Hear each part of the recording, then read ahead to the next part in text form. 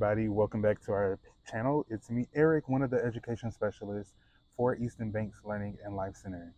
We are in one of the school gardens. This is actually an elementary school garden, and the students have done such a well job at growing, taking care of their plants, watering, and I am here today to harvest this bed in particular, but we are also here to talk about the 8 crops that you should be starting in the month of May. Before we get into today's video, make sure to like this video, comment, share, and don't forget to click the notification bell in the top left or right of your screen to be notified when we drop new videos, which is every single week. All right, so we're gonna begin harvesting these Chinese cabbages. Now, we put these cabbages in back, I think, in the latter part of February, like the end of February, and they've been growing ever since in this raised bed. And the students have been watering them every week, and I've been coming every Wednesday to water as well. And we've had a little bug damage here and there, but these are very nice Chinese cabbages. The heads are beautiful. Though it is too late for you to start Chinese cabbages right now in the month of May, there is a nice, tender, leafy green that you can start right in your garden. The month of May, you still are able to plant Swiss chard seeds. In our garden, Swiss chard has lasted roughly 2 years before it wanted to move on to the next phase of its life and creating seed. And so right now, getting your Swiss chard in is a perfect time and the perfect method to actually still having leafy greens in your garden. Because right now, you should be, if you had lettuce in your garden or kale or any other leafy green like spinach that prefer cooler weather, you should be harvesting those plants right now because they normally do not like hot weather. And so Swiss chard can handle both cold weather and hot weather, which makes it a perfect crop to plant right now in the month of May.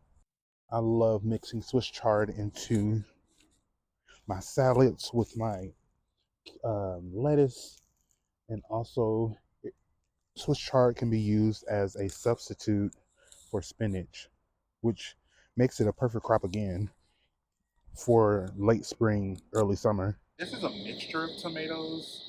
I believe mainly it is Roma, Sweetie, 100 tomatoes, and I think, I may be wrong, but I think Mortgage Lifter tomatoes. But either way, we will be surprised because these tomatoes, I made a mistake and forgot to label them, a few of them. So yeah, these don't have labels, but either way, we're gonna get a good round of tomatoes. So for our tomatoes that have gotten taller in their container, I like to prune off the little leaves that are on the tomato plant. And the only reason that we do that is because once you put your tomato plant in the hole where it will live for the next few months, the leaves that touch the soil can easily become susceptible to the bacteria that lives in the soil. And so as you're watering or as it is raining and the leaves touch the soil, that bacteria that lives in the soil has easier access to your plant when it has that opportunity for splashback. We have made our holes, and we have also added in our soil additives. So as a list, the soil additives that we put in this bed in the holes are needed by your plants, especially your tomatoes, because they are heavy feeders like many other summer crops. And so we have earthworm castings, which provides organic matter from the earthworm poop. And then we have blood meal, which adds in nitrogen, bone meal, which adds in phosphorus and calcium. and it helps to produce flowers for your flowering plants, like your tomatoes. And then we also added in granulated fertilizer. The next crop that you guys should really be growing in your garden are potatoes. We've grown russet potatoes, fingerling potatoes, red potatoes, and sweet potatoes. And I think personally, my favorite has to be sweet potatoes. They take at least 100 days, maybe more, depending on the variety that you select. But sweet potatoes are some of the most fun vegetables to grow in your garden. They don't take much in terms of care, as long as you are making sure that they are watered, you are removing any pests that may want to eat them. Other than that, you're good to go. They sprawl around the top of the soil with their vines, and it's very important to make sure that you are providing them enough deep space so that their roots can actually turn into the tubers that you want to harvest when the time comes. And so, in this clip that you have seen, the students and I created a hugelkultur raised bed, which is a growing method where you put logs at the bottom of your raised bed. On top of the logs, you put uh, branches, twigs, then leaves, then straw if you have it, and then your soil. Over time, all of that organic matter underneath the soil decomposes and acts as a sponge. And as you're watering or as you have rainfall, the water is collected, soaking up underneath the soil into that organic material, preventing you from having to water constantly. And so this bed did wonders for the sweet potatoes. And as you can see, our harvest was magnificent. A few plants that you guys should be thinking about planting this month are your three sisters. Now, the three sisters planting method is I would say, an ancient gardening method that is still practiced by Native Americans to this day. They created this method where you are planting squash, corn, and beans next to each other, and they all help each other in a type of symbiotic relationship. And so, for this garden in particular, we're going to be planting Stowell's evergreen corn, which is like a white corn. This is the first time we've grown this heirloom variety, so I'm hoping that it does pretty well here in the garden. And then the squash that we're planting are butternut squash, Sibley or Pikes Peak squash, and Patterson's golden marbre scallop squash. All right, and then we're just gonna be planting these little red beans in between the rows of the squash and the corn. And it's pretty much gonna be all together. I'm gonna put the corn as close as possible to one another so that when the wind blows, the pollen from uh, uh, the pollen from the top, I forgot the tassels, it blows down onto the silks of the corn, pollinating the actual corn. All right, so what we have here is our row, and I'm going to do one more of corn, and then in between the corn, we'll have squash and a few beans. I'm going to do that every so often. So again, a row of corn, squash, some beans. I'm trying not to put the seeds too close because they can get pretty big. The plant, once the seed germinates. The beauty of this planting method is that the corn acts as a trellis for the sprawling beans that we're going to plant in this row, well, in this bed, garden bed. And the squash kind of protects the row itself because squash has these little prickly thorns on them that can become irritative to, not, is irritative even a word? It can be irritating to the skin of an animal wanting to eat the produce that is grown. So in the beans or the legumes act as a nitrogen fixer for the soil. So they all work in tandem. Now the packet does say to space the seed um 12 inches apart. So we're gonna do maybe 8 inches apart because we don't have that much space here. I mean, it's a lot of space in this row, but in terms of growing the actual corn, I think 8 inches will be fine. So that roughly gives us like 5 seeds of corn in each row where the corn will be grown. And the packet also says the seed needs to be 1 to 2 inches deep. So after we get them situated where we want them to grow, we'll press them down a little bit further into the soil. And the only reason I do that is because it wasn't last year, the year prior to that, so 2024, when we did grow corn in this same area, we did not press it down deep enough. So when the seed did germinate, it um, it didn't have that much stability in the soil, and the roots were kind of popping out of the soil. So we're going to do our best to make sure that these seeds are deep enough so that they can have some stability as they grow taller throughout this summer season. I really enjoy growing beans, snap peas, and squash of every kind because those can become staple crops in your kitchen when you're cooking for yourself or your family. It doesn't take much preparation time in terms of putting the seed in the ground, taking care of it.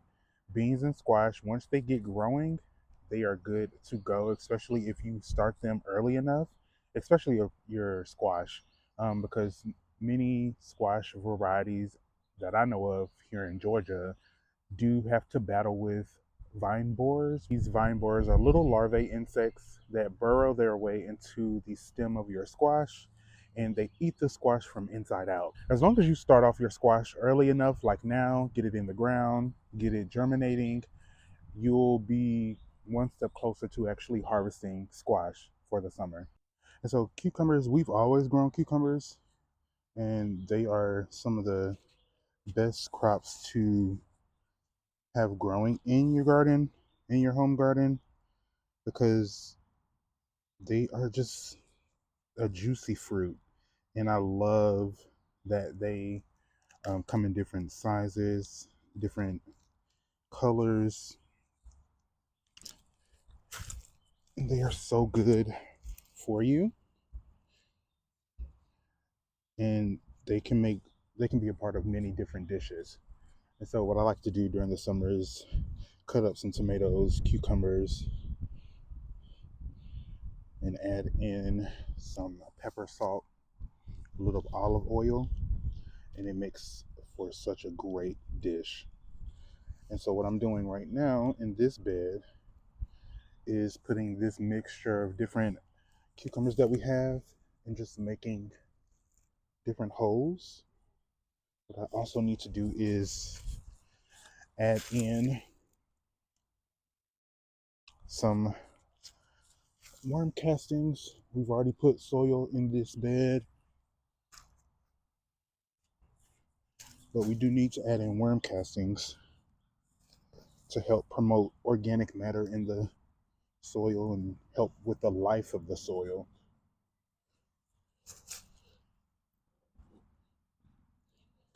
You want to make sure that when you're starting your garden, you're adding in all of that needed organic matter, like your worm castings, like your compost, because if not, then your plants will not have enough food and nutrition throughout its life, preventing you from actually having a good harvest. I think this year in this gardens, we're growing Ankash Market cucumbers, Fortune cucumbers. I think it's called Straight 8 cucumbers, Dragon Egg cucumbers. Um, there's a few more, and I'll try to make sure that I put them on the screen for you. There's just a lot of different cucumbers we're growing this year, And the hope is that we are able to just grow as much food as possible. The last group of plants that you should be growing in your garden in May are flowers. So in front of me, we have safflowers, cosmos. These are the bright lights variety, chamomile, and zinnias. And so we're going to put all of these flower seeds in this bed amongst the cucumbers and some cantaloupe that we placed to my right, your left. And we're hoping that by planting flowers in this bed in particular, we're going to be bringing in more pollinators to not only feed on the flowers, but to also help us pollinate the cucumbers and the cantaloupe that we have over here. And we're pretty far away from the garden, like the main part of the garden. And so the pollinators may not travel all the way over here if we did not place flowers. And so that's the benefit of placing flowers in your garden. Many people think that, oh, flowers are not important, but they are if you're really wanting to make sure that all of your crops, like your peppers, your all the different crops, squash that you have, cucumbers, cantaloupe, watermelon, those need you need help pollinating those unless you're going to be doing it yourself. And if you're growing a lot of food for your family and yourself, you're going to need help. And so those flowers will help bring in those pollinators that can help you.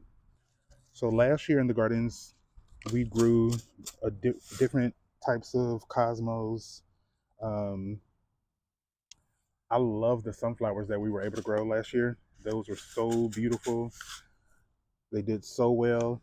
Unfortunately, I was only able to save four, like literally four seeds from the sunflowers, but we'll do better this year with saving seed from them. Hopefully, they grow all the way.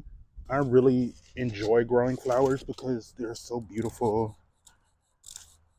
and you get to see so many different types of pollinators in your area, not just like honeybees or bumblebees. You get to see so many different types of native bees. Like last year, if I have a picture, I'll put it on the screen for you. The sweat bee. This was my first time seeing a sweat bee in person. They're like a little bit smaller than horse flies or flies that you see. And they're so beautiful. They have this like iridescent green color to them. And it allows them to stand out in your garden. It's so beautiful. Well, guys, that's our video for today. Those are the 8 crops that you should be starting right now in your garden or introducing to your garden if you're buying them as seedlings. Let us know in the comments what other crops you're starting right now in your garden. Here in the community garden, we already have tomatoes getting taller. We have our milkweed growing, yarrow, onions, beans, potatoes, and all of the other crops that we just started with you guys on camera. Thank you guys so much for watching today's video. Make sure to check out all of these other videos that we have in our repertoire. Also, don't forget to follow us on our socials. You can see our socials here on screen for you. Make sure to check out our website for volunteer opportunities if you are in the Metro Atlanta area. Until the next video, we will see you all later in the garden. Bye.